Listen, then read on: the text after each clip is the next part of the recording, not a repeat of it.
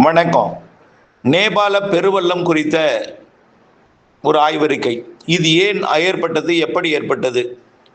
ஒருபுறம் ஆயிரக்கணக்கானோர்னு சொல்லலாம். ஏதோ 50, 100ன்னாங்க. ஒரு பேரிடர் ஏற்படும் பொழுது அந்த பேரிடர் எப்படிப்பட்ட வழித்தடத்தில் பயணிக்கிறது, எப்படிப்பட்ட பாதிப்பை ஏற்படுத்தி கொண்டிருக்கிறது, எத்தனை பேர் ஓடிக்கொண்டிருக்கிறார்கள் பதறி, அப்ப எத்தனை பேர் அதில் உயிரிழந்திருப்பார்கள் என்பதையெல்லாம் முன்கூட்டியே கணிக்க முடியும். இதையும் நம்ம 1000 பேருக்கு மேலே இருக்கோம். அப்பவே சொன்னோம், ஆயிரக்கணக்கான பேர் இதுல சிக்கி இருக்கிறார்கள். உடல்களையே எடுக்க முடியாத அளவிற்கு மண் புதைந்திருக்கிறது. எங்க போனதுன்னே தெரியல உடல்கள். ஆனால் நல்ல வேளை பலர் உயிர் தப்பி இருக்கிறார்கள். தகவல் தொடர்பு மற்றும் வசதி இல்லாமல் சாலை போக்குவரத்து, அதாவது பாலங்கள்லாம் உடைந்திருக்கிற காரணத்தினால வர முடியாத, தகவல் தொடர்பு கிடைக்க முடியாத இடத்துல இருக்கிறாங்க நிறைய பேர். ஆனால் உயிரிழப்பு என்பது ஆயிரக்கணக்கில் இருக்கும் என்று எதிர்பார்க்கப்படுகிறது. ஆனால் இதற்கான காரணத்தை நாம தான் முன்கூட்டியே கரெக்டாக சொன்னோம். இந்த இடத்துல மழை பெய்யறதுக்கு வாய்ப்பில்லை. இவ்வளவு ஸ்பீடா ஒரு தண்ணி வருதுன்னா ஒன்று அணை உடைந்திருக்க வேண்டும் அல்லது ஏரி உடைந்திருக்க வேண்டும் என்று நாம் தான் முதல்ல சொன்னோம். நேற்றே சொன்னோம். என்ன சொன்னோம்? அதாவது எவ்வளவு பெரிய பாறையாக இருந்தாலும் அத்தனையும் அந்த பாறையில் உள்ள ஒட்டுமொத்தமும் அப்படியே கரைந்து இவ்வளவு பெரிய வெள்ளப்பெருக்கை ஏற்படுத்தி விடாது. ஏதோ ஒரு பாறை இருந்துன்னா ஒரு துண்டு முதல்ல உருகும், சிறு ஓடையாக ஓடும், அப்புறம் பெரு ஓடையாக ஓடும். இப்படித்தான் ஓடி பெருவெள்ளம் வரும். ஆனால் அப்படி வரவில்லை. அந்த ஓடை எப்படி வந்துச்சு? அணை உடைந்தார் போல் தான் வந்துச்சு. அப்போ இது எளிதிலே சொல்லிடலாம், ஏரி உடைந்திருக்க வேண்டும் அல்லது அணை உடைந்திருக்க வேண்டும் என்று உறுதியாக சொல்லலாம். ஆனா அங்க அணை கிடையாது. அணை இருக்கு, இவ்வளவு பெரிய நீர்த்தேக்கம் அங்க இல்லை. அதாவது அந்த பக்கம் பார்த்தீங்கன்னா மானசரோவர் ஏரி அந்த பக்கம் திபெத்தில் இருக்கு. அதுக்கு மலையில பார்த்தீங்கன்னா பல ஏரி நீங்க செயற்கைக்கோள் படத்தில் பார்க்கலாம். அதாவது குளிர்காலத்தில் உறைஞ்சிடும், வெயில் காலத்தில் மழை உருக உருக உருக உருக அப்படியே இருக்கக்கூடிய பள்ளங்கள் எல்லாம் அப்படியே தேங்கும். அப்புறம் உடைந்திராது, அந்த அப்படியே மெயின்டைன் ஆகும். திடீரென்று இந்த பாறை வந்து அந்த பள்ளத்தில் விடும்போது ஒரு இடப்பெயர்ச்சி அப்படின்னு சொல்லலாம். இல்லைன்னா அந்த கரைகள்லயே எல்லாமே அந்த கரையும் ஐசால் ஆனதுதான். அதுல அப்படியே மெல்ட் ஆகி அது ஃபார்ம் ஆகிட்டே இருக்கும். ஃபார்ம் ஆகிட்டு இருக்கிறது உருகும், உருகிறது மறுபடியும் உறையும். இதே வேலையை தான் அது அந்த ஏரி பண்ணிட்டே இருக்கும். ஆக ஃபார்ம் ஆகிருக்கிறது உருகும், உருகினதுக்கு வந்து கரையாக தான் இருக்கும். பெருசாக ஒன்றும் இவ்வளோ பெரிய வெள்ளத்தை ஏற்படுத்தாது. திடீரென்று பாறை அதில் விடும் பொழுது என்னாகும்? ஒன்று மத்தியில் விழுந்தா கூட பேரலை ஏற்படும், அப்போ உடைப்பு ஏற்படும். கரையில் விழுந்தால் கரையே உடையும்.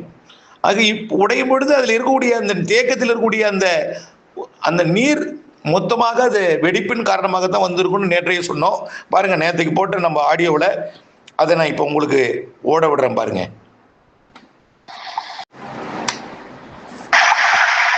என்னை பொறுத்த வரைக்கும் திபெத் மேல இருக்கக்கூடிய, அதாவது சீன நேபாள எல்லையில் இருக்கக்கூடிய ஒன்று சீன பகுதியிலேயோ அல்லது நேபாள பகுதியிலேயோ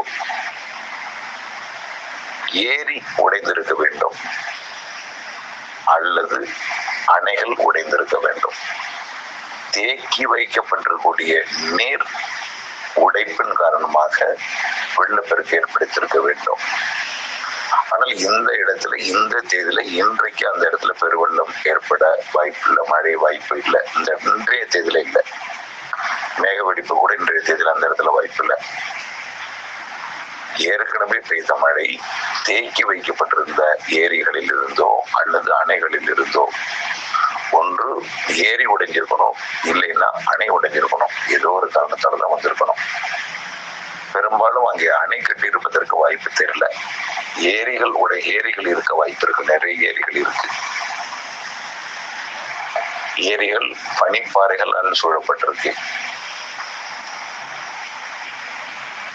பாறை உருண்டு பனிப்பாறையை உடைத்து ஏரியை உடைத்திருக்கணும், அல்லது ஏரி ஏதோ ஒரு வகையில உடைந்திருக்கணும், அல்லது அணைகள் ஏதாவது நீர்த்தேக்கம் உடைந்திருக்கணும். நீர்த்தேக்கம் என்றால் அது ஏரியாக கூட எடுத்துக்கொள்ளலாம். ஆனால் இதனுடைய உயிரிழப்பு அதிகமாகத்தான் இருக்கும் என்று அஞ்சப்படுகிறது. தமிழர்கள் யாரும் கவலைப்பட தேவையில்லை, பத்திரமாக இருப்பார்கள். ஆகவே அந்த அச்சம் வேண்டாம். ஆனால் இந்த சேதத்தால் உயிரிழப்பு ஏற்பட்டிருக்க, அதிகமான உயிரிழப்பு ஏற்பட்டிருக்க வாய்ப்பு இருக்கிறது. போக போக தெரியும். ஆக இதை நம்ம நேற்றே சொல்லியிருந்தோம். நாம சொன்னது அப்படியே இப்ப உலகம் பேசிக்கொண்டிருக்கு. பார்த்தோன்னே சொல்லலாங்க, பார்த்தோன்னே சொல்லலாம். இந்த வேகமும் ஒட்டுமொத்தமா ஒரே நேரத்தில் வந்து தாக்குவதும் நிச்சயமாக ஒரு உடைப்புத்தான். அது தவிர பனிப்பாறை உருகி, அதாவது உருண்டு விழுந்து உருகி கரைந்து வருவதுன்னா இப்படி வேகம் இருக்காது என்பதையும் நாம் நேற்றே சொல்லியிருந்தோம். இப்போ உலகம் பேசிட்டு இருக்கு பாருங்க. ஒரு பேரிடர் மேலாண்மை துறையோட ஒரு அதிகாரி ஒருவர், அவர் என்ன சொல்றாருன்னு பார்ப்போம். அதுவும் வந்திருக்கு, தகவல் கிடைச்சிருக்கு. நம்ம சொன்ன கருத்து தான் அவரும் சொல்லியிருக்காரு. இன்னும் பல உலக புகழ்பெற்ற விஞ்ஞானிகளும் இப்போ அதை சொல்லி வந்துட்டு இருக்காங்க, இதுக்குள்ள வந்துட்டு இருக்காங்க. இன்னும் வந்து அதிகாரப்பூர்வமாக நேபாளமோ சீனாவோ இல்லை உலக நாடுகளோ இன்னும் அதிகாரப்பூர்வமாக காரணம் அறிவிக்கல. ஆய்வாளர்கள் அறிவிக்க தொடங்கி இருக்கிறார்கள். அது பார்ப்போம் என்ன சொல்றாங்கன்னு. ஆக்சுவலா பாத்தீங்கன்னா இந்த பனிப்பாறை வந்து உருகி ஒரு இடத்துல வந்து லேக் மாதிரி ஒரு முதல்ல வந்து ஒரு மண் சரிவு வரும். அந்த இடத்துல பனிப்பாறை உருகி அந்த இடத்துல வந்து ஒரு லேக் மாதிரி ஃபார்ம் ஆகிடும். இது வந்து புதுசா ஃபார்ம் ஆகணும்னு அவசியம் இல்லை, ஏற்கனவே ஃபார்ம் ஆகி இருக்கலாம், இல்லை புதுசாகவும் நமக்கு வந்து ஃபார்ம் ஆகலாம், எப்படி வேணா நடக்கலாம் அது. ஸோ அப்படி நடக்கும்போது ஏற்கனவே அந்த இடத்துல ஒரு லேக் இருக்கு, தண்ணி வந்து வந்துகிட்டே இருக்கும். ஆக்சுவலா அந்த ஓடையில வந்து தண்ணி, ஆற்றில் வந்து தண்ணி வந்துகிட்டே இருக்கும். ஸோ எப்போ வந்து அதனோட கரை வந்து அதனோட தாங்கும் தன்மையை இழக்கும் போது அது வந்து பஸ்ட் ஆகும். ஸோ இதை வந்து நம்ம கிளேஷியர் லேக் அவுட் பர்ஸ்ட்னு சொல்லுவோம். இது வந்து மேக பெருவெடிப்பின் காரணமாகவும் அமையலாம். அப்படி இல்லை அப்படின்னு பார்த்தீங்கன்னா நமக்கு வந்து இயற்கையாகவே வந்து அந்த லேண்ட்ஸ்லைட், அதாவது டேம் சொல்லுவோம், லேண்ட்ஸ்லைட் டேம் சொல்லுவோம், மண்ணோட தாங்கும் தன்மை வந்து அந்த இடத்துல உடைப்பினாலையும் வந்து இது வந்து நடக்கலாம். அடுத்தது பாருங்க, உலக புகழ் பெற்ற அனுபவசாலி ஒருத்தர் சொல்லிட்டு இருக்காப்ல. அது உண்மை என்று நிரூபிக்கப்படும் வகையில தான் அதுவும் அமையுது. அவர் என்ன சொல்லியிருக்காருங்கிறத பார்ப்போம்.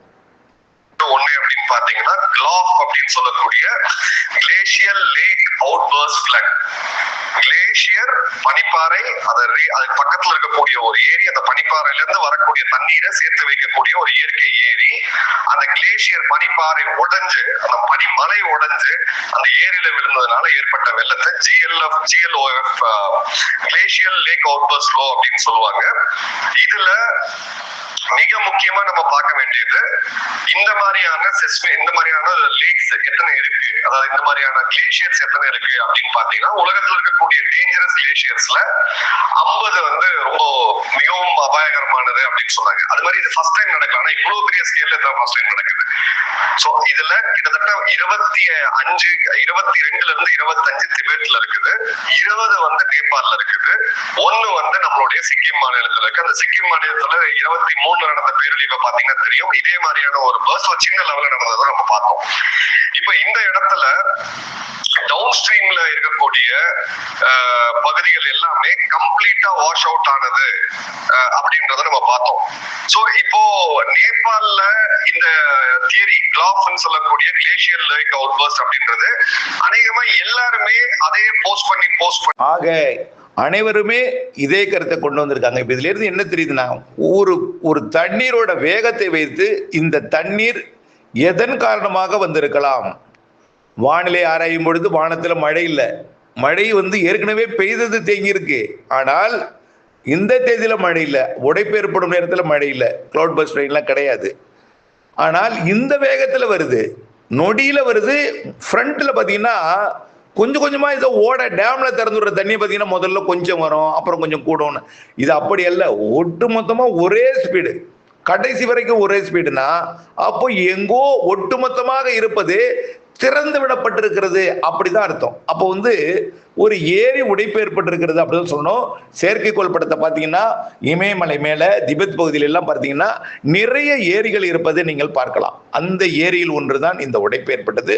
இந்த உடைப்பு ஏற்பட்டதுக்கான காரணம் காரணம் பல இருக்கலாம். அதாவது வெப்பத்தால் இதுவரைக்கும் இப்படிப்பட்டது இவ்வளோ பெரிய பிரச்சனை ஏற்பட்டது இல்லை. வெப்பத்தால் மலையில் இருக்கக்கூடிய அந்த பனிப்பாறை உருகி கொஞ்சம் கொஞ்சமாக உருகி இருக்கலாம், அது அப்படியே சாய்ந்திருக்கலாம். இதன் காரணமாகத்தான் அந்த நிலநடுக்கத்து போன்ற ஒரு அதிர்வும் ஏற்பட்டிருக்கிறது. அவ்வளோ பெரிய பாறை விழும் பொழுது என்ன ஆகுதுன்னா, அந்த ஏரிக்குள்ள இருக்கக்கூடிய தண்ணீர் இடம்பெயரும் பொழுது கரை உடையுது. அதனால ஏற்பட்டு மொத்தமாக அந்த ஏரி இருக்கக்கூடிய தண்ணீர் அத்தனையும் வெளியாகுது, மொத்தமாக உடைந்து போகிறது. ஆகவே இது எல்லாமே நடக்கிறது. இது விழும் பொழுது ஏற்பட்டது தான் அந்த நில அதிர்வு என்று இப்போ எல்லாருமே சொல்ல வந்திருக்காங்க. பொதுவாக இத்தனை பேரையும் நாம் கண்டுபிடிக்கிறதுங்கிறது ரொம்ப சிரமம். நம்ம ஒன்றையும் நினைவுபடுத்த விரும்புகிறேன். கடந்த சில ஆண்டுகளுக்கு முன்பு சென்னை முன்னாள் மேயரோட மகன் கூட ஒரு விபத்தில் மலையில் ஒரு ஆறில் விழுந்துட்டார். எவ்வளவு சிரமப்பட்டு தேடினாங்க யோசிச்சு பாருங்க. ஒரு உடலை தேடுவதற்கு எவ்வளவு நாளானது யோசிச்சு பாருங்க. அப்போ அந்த மலையில், அதுவும் அந்த மலை நல்ல போக்குவரத்து அதிகம் இருக்கக்கூடிய மலை, அது வேற அந்த போனது, அதாவது உத்தரகாண்டில். ஆனால் இது நேபாளத்தில் ரொம்ப சவாலான பகுதி எல்லாமே. ஆக இந்த இடத்துல எல்லாம் அதுவும் இவ்வளோ பெரிய தண்ணீர், அதனால் வரக்கூடிய பாறையே உருட்டுது, அதனால மண்ணெல்லாம் அவ்வளோ வருது. இந்த உடல்களை நாம காணாம போனவர்களை அத்தனை பேரும் தேடி கண்டுபிடிக்க முடியுமாங்கிறது தான். காணாம போனவர்களை கொஞ்ச நாள் பொறுத்திருந்து வருகிறார்களா என்ன பார்க்கணும், ஹெலிகாப்டரில் தேடணும். உயிரோடு இருப்பவர்களை மட்டும்தான் நாம்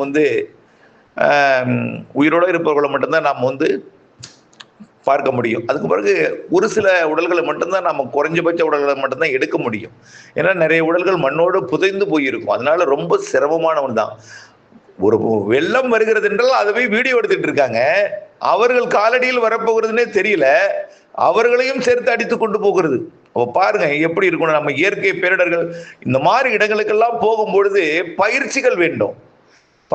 பயணம் செய்யக்கூடிய எல்லோருக்குமே ஒரு பயிற்சி வழங்கணும், எப்படி இருக்கணும் எல்லாமே. இன்னும் வருங்காலத்துல அவர்களுக்கு ஒரு ட்ரைனிங், எப்படி விண்வெளிக்கு போகும்பொழுது எப்படி பயிற்சி கொடுக்குறாங்களோ அவர்களுக்கு அதுபோல பயிற்சி கொடுக்கணும். நீங்க புகைப்படம் எடுக்கக்கூடாது, இப்படி போகணும், அப்படி போகணும், இப்படித்தான் நடக்கணும், இதெல்லாம் ஒரு விதிமுறைகளை அவர்களுக்கு வகுக்கணும் கண்டிப்பாக. ஆகவே பாருங்க, வழித்தடம் எல்லாமே ஆக்கிரமிக்கப்பட்டிருக்கிறது. நீர் வழித்தடங்கள் எல்லாமே ஆக்கிரமிக்கப்பட்டிருக்கு. அதுல பாருங்க நிறைய இடத்துல புகுந்து வருது. ஆகவே நிறைய ஆக்கிரமிப்புகள் நடந்த காரணத்தினாலையும் இந்த உயிரிழப்பும் அதிகமாக இருக்கு என்பதையும் நாம் இதில் தெரியப்படுத்த விரும்புகிறோம். ஆனால் எதிர்காலத்துல இந்த பூமி வெப்பமயமாதல் காரணமாக சில ஆண்டுகள் இப்படி வெப்பம் அதிகரிக்கும் பொழுது இப்படிப்பட்ட நடக்கும் கண்டிப்பாக. ஆனால் இப்படி இந்த நேபாளம் போன்ற, திபெத் போன்ற, அதே போல அந்த பக்கம் சிக்கிம் போன்ற இந்த பகுதிகளுக்கெல்லாம், அதே போல உத்தரகாண்ட் போன்ற இன்னும் இந்த இமயமலையில் இருக்கக்கூடிய மிக உயர்ந்த சிகர பகுதிகளுக்கெல்லாம் போகும் பொழுது கண்டிப்பா இந்த மாதிரி கோடை காலங்களில் இந்த மாதிரி பனி சரிவும், அதே போல மேற்கத்திய இடையூறுகள் வரும்பொழுது மழையினால, காற்றழுத்த தாழ்வு நிலையோட வெப்ப காற்றினால பனிச்சரிவு ஏற்படுவதற்கெல்லாம் வாய்ப்பு இருக்கு. ஆக இந்த அறிக்கையை இப்போது பதிவு செய்கிறேன். ஆகவே நாம் என்ன தெரிவித்தோமோ அதுதான் காரணமாக இருக்கிறது. நாளைக்கும் அது காரணமாக அது எழுதப்படும். ஆகவே இதெல்லாம் ஒரு பார்க்கும் பொழுதே அது அனுபவபூர்வமாக நாம் அந்த மலைக்கு நாம் போகலன்னா கூட மலை ஆய்வு, வானிலை ஆய்வோடு சேர்ந்து இயற்கை அமைப்பையும் ஆய்வு செய்து தான் நம்ம வானிலை அறிக்கை சமர்ப்பிக்கிறோம் என்பதனால இந்த இடத்துல என்னென்ன இருக்குங்கிறதெல்லாம் நாம் ஏற்கனவே கணிக்கப்பட்டிருக்கோம். அதனால தான் இந்த ஏரி உடைப்பு என்று நாம் முன்கூட்டியே சொல்ல முடிந்தது என்பதை தெரியப்படுத்த விரும்புகிறேன். அடுத்தபடியாக வருகிறதோடு அதனை தொடர்ந்து வருகிறது இன்றைய வானிலை ஆய்வறிக்கையும் அதனை தொடர்ந்த ஒரு அறிக்கையாகவும். அடுத்தது கடல் வெப்பம் ஏன் வெப்பம் அடைகிறது காரணத்தினால எதனால வெப்பம் அடைகிறது, ஏன் வெப்பம் குறைகிறது, இந்த கடல் வெப்பத்தினால் ஏற்படக்கூடிய வானிலை மாறுபாடுகள் குறித்து ஒரு ஆய்வறிக்கையும் இதோட இணைத்து சமர்ப்பிக்க இருக்கிறேன். கண்டிப்பாக மழை இருக்கிறது. செப்டம்பர், அக்டோபர்லாம் நிறைய மழை இருக்கு. அக்டோபர் வடகிழக்கு பருவமழைக்கு முன்பே தென்மேற்கு பருவமழை இருக்கிறது என்று சொல்லியிருக்கிறேன். அது தொடர்பான மேலும் விவரமான அறிக்கை இதனை தொடர்ந்து வரக்கூடிய நாட்கள் மழை எப்படி இருக்கும், செப்டம்பர் 3 மழை எப்படி இருக்கும், 8க்கு மேல் எப்படி இருக்கும், செப்டம்பர் 15க்கு மேல் எப்படி இருக்கும், இறுதி எல்லாம் எப்படி இருக்க போகிறது, அக்டோபர் 1 வடகிழக்கு பருவமழை போல் பெய்யக்கூடிய மழை எப்படி இருக்க போகிறது, செப்டம்பர் இறுதியிலேயே அது அப்படிப்பட்ட மழை பொழிவெல்லாம் கொடுக்க போகிறது, தாழ்வு சுழற்சிகள் அடிக்கடி வரப்போகிறது. இதெல்லாம் நம்ம அறிவித்திருந்தாலும் மேலும் விவரமாக இதனை தொடர்ந்து வரக்கூடிய அறிக்கையில் சமர்ப்பிக்க இருக்கிறேன். இணைந்திருங்கள் அப்டேட்ஸுடன். நன்றி.